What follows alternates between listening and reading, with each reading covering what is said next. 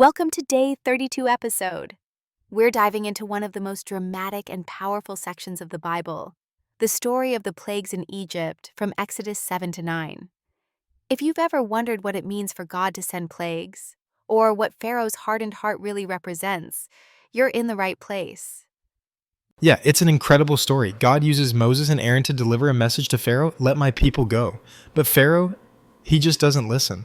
And then we get these escalating plagues. The first one's the turning of the Nile into blood. It's wild to think about how something as fundamental as water turning into blood could have such a massive impact on the entire land. Absolutely, that's such a powerful image, isn't it? The river is essential for life in Egypt, and now it's undrinkable. I think it really symbolizes the idea of life being completely disrupted.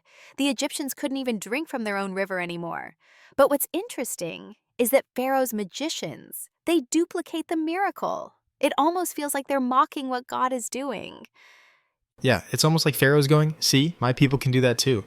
But here's the thing, Aaron's serpent actually devours theirs. That's a pretty clear sign of God's power over Egypt's sorcerers. Pharaoh sees it, but still he doesn't budge. His heart gets hardened. You can't help but wonder, why doesn't he take this seriously? That's a great question. It's like, with each plague, Pharaoh gets more and more stubborn. The frogs come next. They're everywhere. On the beds, in the ovens, you name it. But even when Pharaoh asks Moses to pray for relief, he reneges on his word. It's like the plagues get to him just enough to make a deal, but as soon as he gets a break, he goes back on it. It shows just how deep his stubbornness goes. It's almost like the plagues were slowly breaking Pharaoh down, but his pride kept him from giving in. I mean, there's this back and forth where Pharaoh says, okay, I'll let your people go, but as soon as the pressure's off, he changes his mind. It's like the relief is just temporary for him. Exactly. It's not genuine repentance.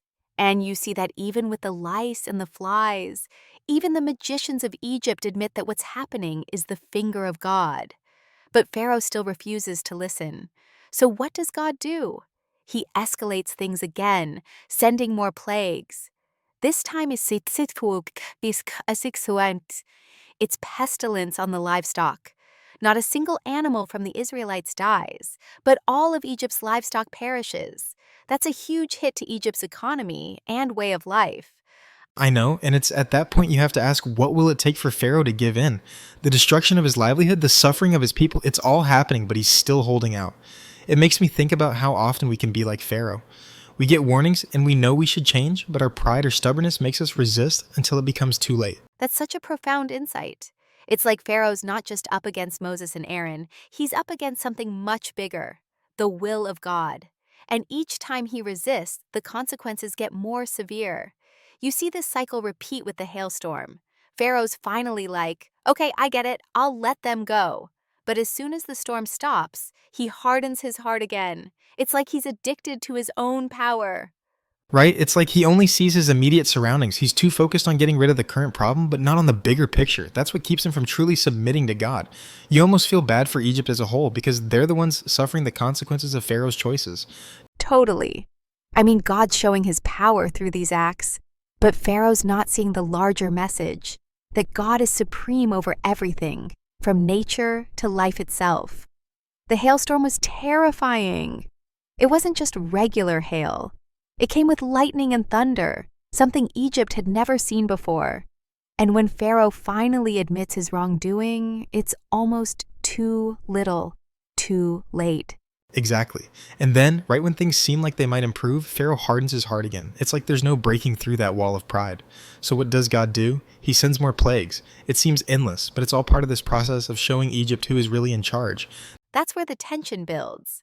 You've got Pharaoh's obstinance versus God's ultimate authority. The story is filled with repeated patterns that over time get more intense.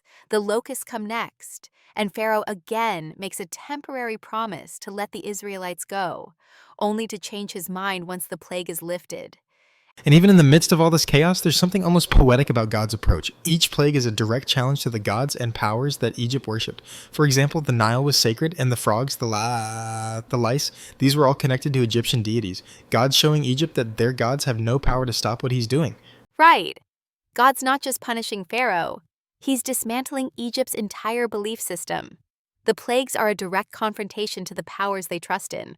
So by the time we get to the final plague, the death of the firstborn, It's clear that nothing can stand in God's way. Pharaoh's defiance has led him to the brink of total destruction. It's really the story of human defiance versus divine sovereignty. Pharaoh's heart being hardened symbolizes that when we resist, we often end up making it harder on ourselves. Pharaoh had every chance to relent, to listen, and to let the people go, but his pride sealed Egypt's fate. And I think that's one of the core lessons of this story.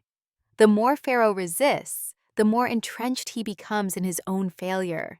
And while we might not be facing plagues, how often do we face situations where we could make things better by letting go of our pride? The longer we resist, the worse it gets. Definitely. And the lesson for all of us is that true surrender to God, to a higher power, requires humility. It's not just about following orders, but recognizing that we're not in control. Pharaoh's story warns us that when we refuse to listen, the consequences ripple out, affecting not only us, but everyone around us. And I think the takeaway here is that Pharaoh's story isn't just historical. It's a spiritual reflection on the dangers of hardening one's heart against what's good and true. And that's something we can all relate to in different ways. That's the beauty of the story. It's not just a tale of Egypt, it's a cautionary lesson for us. No matter how big or small, when we resist what's right, the fallout can be far reaching. Well, that's it for today's deep dive into the plagues of Egypt and Pharaoh's hardened heart.